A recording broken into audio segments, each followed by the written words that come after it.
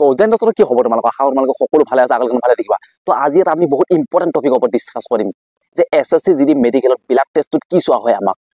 তাত যদি হিমোগ্লোবিনটো কমকে পায় তেনেহলে আমাক কি ৰিজেক্ট কৰি দিব নেকি নে ৰিমেডিকেল দিব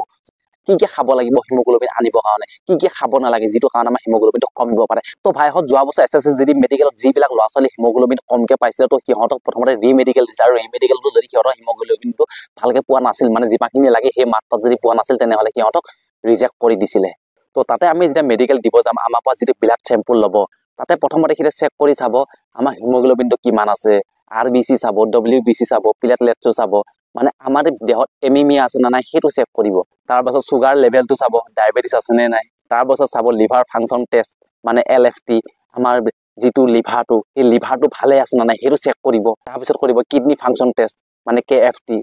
আমাৰ কিডনিটো ভালে আছে না নাই সেইটো চেক কৰিব তাৰ পাছত কিছুমান সংক্ৰামক ৰোগ আছে নেকি চেক কৰিব যেনে হেপাটাইটিস এইচআইভি এইবিলাক চেক কৰিব তো এই গোটেইকেইটা টেষ্টৰ ভিতৰতে বেছিভাগ ল'ৰা ছোৱালীয়ে এইটো প্ৰব্লেমৰ কাৰণে ওলাই আহিব লগা হয় হিমোগ্লোবিনটো কম থকাৰ কাৰণে আৰু যদিহে বাই চান্স বোলে এইচআইভি এনেকুৱা ধৰণৰ সংক্ৰামক ৰোগ পোৱা যায় তেনেহলেতো সেইজন মানুহ টোটেলি ৰিজেক্ট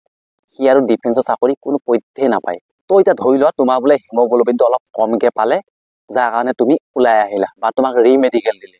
তো কিমান কমকে থাকিলে বাৰু ৰিমেডিকেল দিব পাৰে তো এছএছসি জিডিত আমাৰ ল'ৰাৰ কাৰণে হিমোগ্লোবিনৰ ইয়াৰ এটা মাত্ৰা এটা দি থোৱা হৈছে যিটো হৈছে মিনিমাম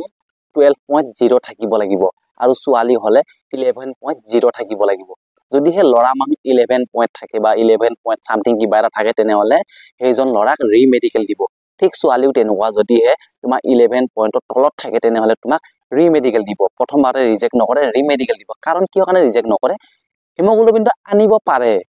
একদিনৰ পিছতো হিমোগ্লোবিনটো অলপ বেলেগ ধৰণকে দেখায় আজি কিবা এটা দেখালে কালি তাত থেকে অলপ কমকৈ দেখাব পাৰে বা অলপ বেছিকৈ দেখাব পাৰে কিহৰ ওপৰত দেখায় আমাৰ খাদ্যৰ ওপৰত দেখায় তো ধৰি লোৱা তোমাক এতিয়া কি কৰিলে ৰিমেডিকেল দিলে হিমোগ্লোবিনৰ কাৰণে এতিয়া কিমান দিন মাজত টাইম পাবা তুমি বেছি নোপোৱা টাইম দিব চাগে 5 দিন বা এসপ্তাহ তো এই এসপ্তাহতে বাৰু তুমি হিমোগ্লোবিন আনিব পৰাটো সম্ভৱ নে তো নিশ্চয় সম্ভৱ ইয়াতে কিছুমান খাব লগা খাদ্য আছে সেইখিনি খাদ্য যদি আমি খাওঁ তেনেহলে আমাৰ হিমোগ্লোবিনটো এসপ্তাহত আহি যাব তো হিমোগ্লোবিনটো বঢ়াবৰ কাৰণে আমি খাবলগীয়া কেইটামান খাদ্য হৈছে যেনেকৈ সেউজীয়া শাক পাচলি পালেং শাক মেথি শাক তাৰপিছত আছে আমাৰ যিটো সৰিয়হৰ সৰু সৰু পুলিটো সেইটো খাব লাগে তাৰপিছত ডালিমটো সদায় খাব পাৰিলে বহুত ভাল কথা ডালিম খাব লাগে আপেল খাব লাগে অক্ৰোট বাদাম এইবিলাক মুফলি এইবিলাক খাব লাগে তাৰপিছত যিটো কোলা কোলা আঙুৰ সেই আঙুৰটো খাব পাৰা তাৰপিছত কিচমিচটো কিন্তু পানীত ভিজাই কিনে নহয় শুকনে খাব লাগে আৰু খাব পাৰা তোমালোকে বিট আমাৰ বিটটো আমি জুচ বনাই কেনে খাব পাৰো গিলাচ বা একাপ এনেকে বনাই কেনে এনেকে খাব পাৰো বা আমি কিবা সালাদ বনাই কেনে খাব পাৰো তো এইখিনি বস্তু খালেও তোমাৰ এসপ্তাহত ধুনীয়াকে হিমোগ্লোবিনটো আহি যাব তো এইখিনি খাদ্য খালে আমাৰ দেহত বহুতখিনি আইৰণৰ মাত্ৰাটো বাঢ়ি যাব যাৰ কাৰণে আমাৰ হিমোগ্লোবিনটো অলপ বাঢ়ি যাব কিন্তু আমাৰ কিছুমান মানুহ আছে না গাঁৱলীয়া মানুহজনে নাজানে কি কৰিব ওই গাখীৰ খা বুলি ক'ব কিন্তু ভাই এইখিনি ফুড খালে তুমি আইৰণ পাবা যদি আইৰণৰ ওপৰত তুমি যদি কেলছিয়াম খাই দিয়া তেনেহলে তোমাৰ উল্টা ৰিয়েক্ট কৰিব তুমি গাখীৰ কোনো পধ্যে নাখাবা গাখীৰ হওক বা দহি হওক এইবিলাক বস্তু তুমি যেতিয়া তুমি এটা হেৰিত থাকিবা চাইকেলত থাকিবা তোমাৰ সেইটো হিমোগ্লোবিনটো বঢ়াবৰ কাৰণে ভাল ভাল বস্তু খাই আছা তো তাৰ মাজতে তুমি গাখীৰ দৈ এইবিলাক বস্তু খাই নিদিবা আৰু ধৰি লোৱা তুমি যেতিয়া মেডিকেল দিব গলা তোমাক ৰিমেডিকেল দিলে মাজত 4-5 দিন মান টাইম দিলে তুমিতো ঘৰতো যাব নোৱাৰা সেই মেডিকেলৰ অখৰ পাখৰ বা হোটেলে থাকিবা